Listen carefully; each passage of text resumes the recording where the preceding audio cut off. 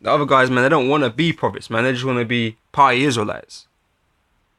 You know, community Israelites. That's what they want. They want that easy life, man. They don't want to really go out there and do what they're supposed to be doing. They don't want to go into search the scriptures. They don't want to sit their you know, time in solitary studying the scriptures. Okay, they don't want to sit up and you know, watch the news all day. Okay, they don't want to do these things, man. They don't want to teach the prophecies. They, you know, some guys won't even go into prophecies, man. Okay, they don't want that role. They don't want that responsibility, man. Okay, but it's just, they're not set up to do that anyway. Okay, they're just Israelites. That's all they are. They're just Israelites. Okay, they're not men of the Lord. They're just Israelites. Okay, and unless you repent and turn back unto the Lord, man, you're going to be part of that 2/3 of those Israelites that are going to be destroyed. Okay? But, you know, that's all on these parts. You know, explaining this, man. So let's just grab some scriptures.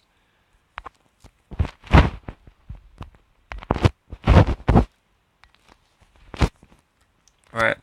Just to further back everything I've been saying, man. Because like I said, people don't like the prophets, man. And that's just the role you got to play. Alright, I'm going to start with John chapter 15 and verse 19. Let me take this off. Right. It says here, it says, if you were of the world will love his own. Okay, it says, but because ye are not of the world, but I have chosen you out of the world, therefore the world hateth you. Okay, the prophets have been chosen, the disciples, the apostles, the prophets, they've been chosen out of the nation of Israel. They've been called upon to do a job. Okay, we wasn't called to be clowns, man, to fuck around. Okay, but because we've been called out of the nation of Israel, and we're not like these average Israelites, man. They don't like us, man. The world hateth us. Okay?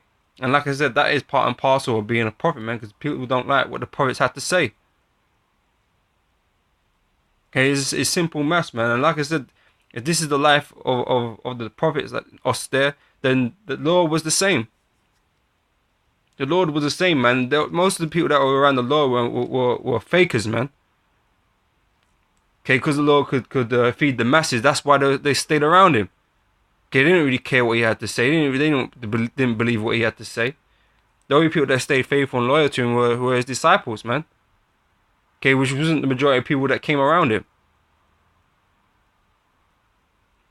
Okay, so since I mentioned that, let's grab Luke 19 verse 22.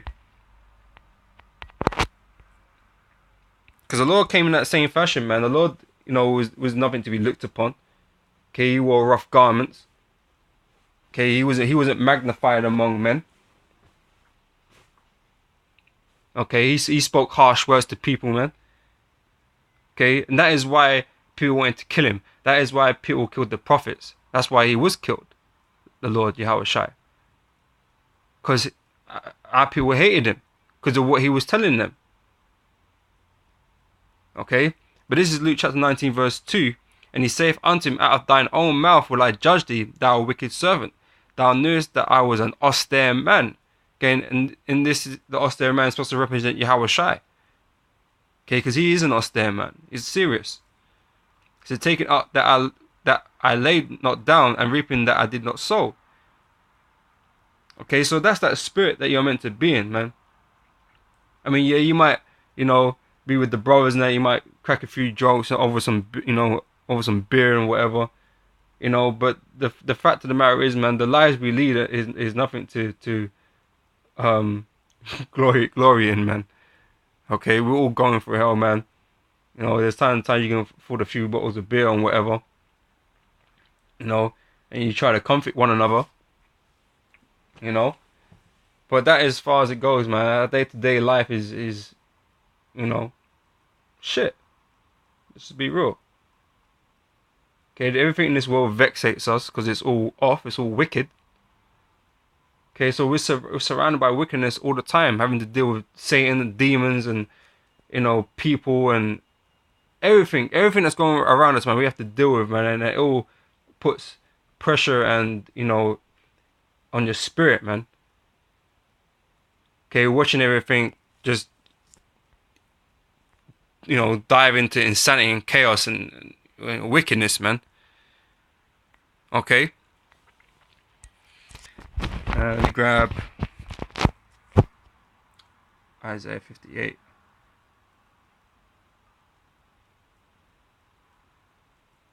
Oh, actually, let me get a couple of these.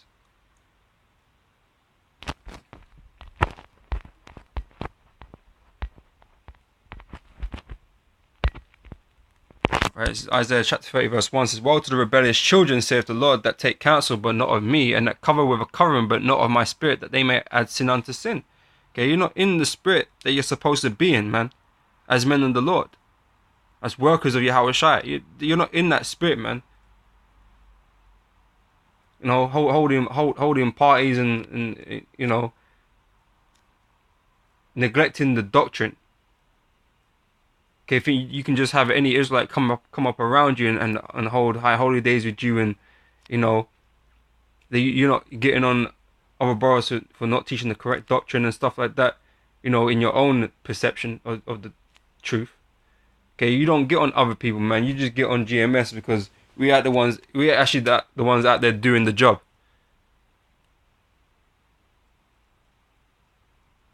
You know?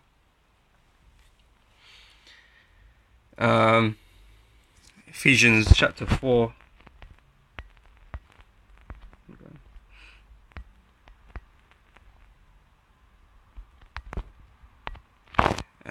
Verse 26. Right, it says here, "Be angry and sin not, and let not the sun go down upon your wrath." Okay, so like I said, this place vexates us because everything that's going on in it, how people are acting, you know, fucking dealing with you tombstone granite Israelites, man, hard-headed granite tombstone Israelites. You know, it's all vexation in our spirit, man, and it gets to us, man. We're just men. Okay, we get angry, man. Okay, but there's nothing wrong with being angry. Okay, just don't do nothing rash, man. Control your anger, man.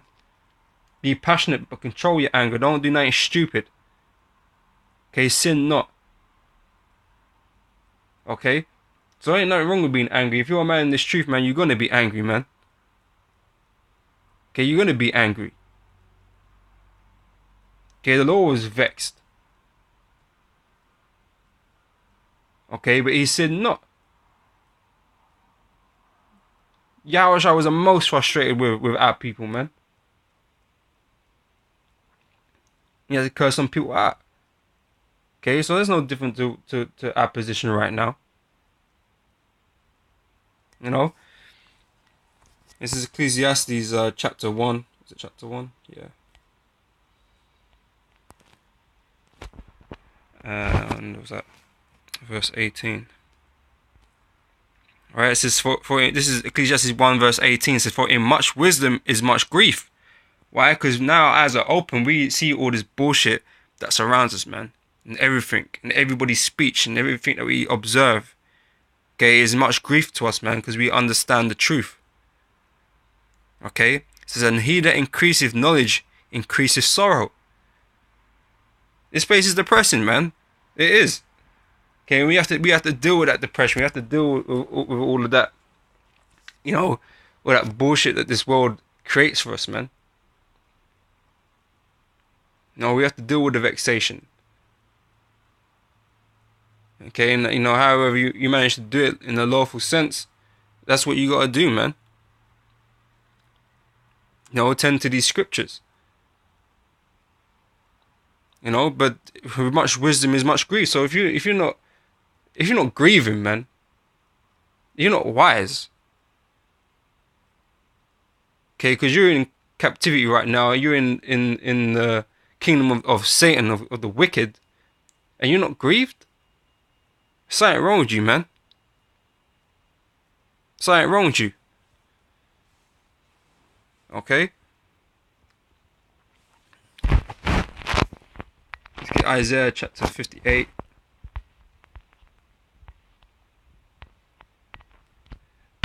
Verse 1, right? It says, cry out loud and spare not. Lift up thy voice like a trumpet and shew my people their transgressions and the house of Jacob their sins. Okay, so that's our part of our primary job, man. To cry loud and spare not. Don't spare people's feelings. Don't be frightened to offend people. Okay, tell them they're going off. Tell them they need to correct themselves. Tell them they need to repent. Okay, but people get offended when we tell them these things.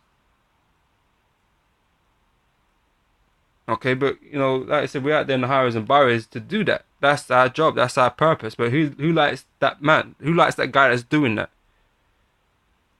Okay, to everybody else, we seem like assholes, man. Okay, but everything that we do is in love, man. For our people at least. Because all we're trying to do is trying to get you to repent. If you're of the Lord's chosen, elect, then you're going to repent. If you ain't, you're going to be destroyed. And we make that very plain, very simple to understand to you, man. Okay, you might not want to believe that. You might not want to believe that we are the guys that the Most High set up to go out there. But that's what it is. Okay, and like I said, we don't come in any other different fashion to the prophets of old, man. They were austere men too, dealing with some shit. Okay, going through the harder route of life. Okay, they couldn't just sit back and chill like the rest of you Israelites out there. They couldn't just sit back and chill, man. They had to go do things, man. They had to go through perilous situations and all kinds of stuff, man. Just to tell our people, man, that they're going off. Okay?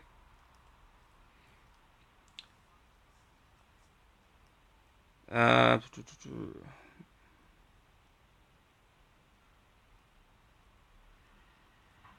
let me get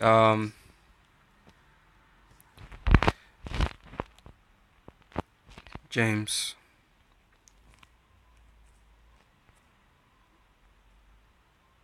James 1:22, right? It says, be ye doers of the word and not hearers only, deceiving your own selves. Okay, so a lot of people hear this word and they might agree, they might not agree, they nod their head, they shake their head, whatever it is. Okay, you accept that you're Israelites, you accept that much. Okay, but you're only hearers then, you're not doers of the word. Okay, you got to do in this thing, man. A prophet does things, man. Prophet is sent to do things. A man of the Lord is sent to do things, man. To teach this word. To hold the flag of Yahweh Shai, man. To praise and glorify his name. And the Most High's name, Yahweh. Okay, that is what we're sent out to do, man. And to condemn this wicked ass society that we're living in. Okay, that is all part and parcel of what it is to be a prophet and what they're meant to be doing, man. If you ain't doing that, then you're not a prophet, man. Okay, you ain't prophesying about the downfall of this kingdom and everything that's going to take place on this earth. Then you're not a prophet. Okay, you're just an Israelite. Backstage Israelite. Keyboard Israelite. Sideline Israelite. Cheerleader Israelites. They're not prophets, man. Okay? You guys don't want to. You guys that are like that, you don't really want to get into this thing. You don't want the responsibility, man. You want that chilled lifestyle still. You want the world that you had in Babylon, man.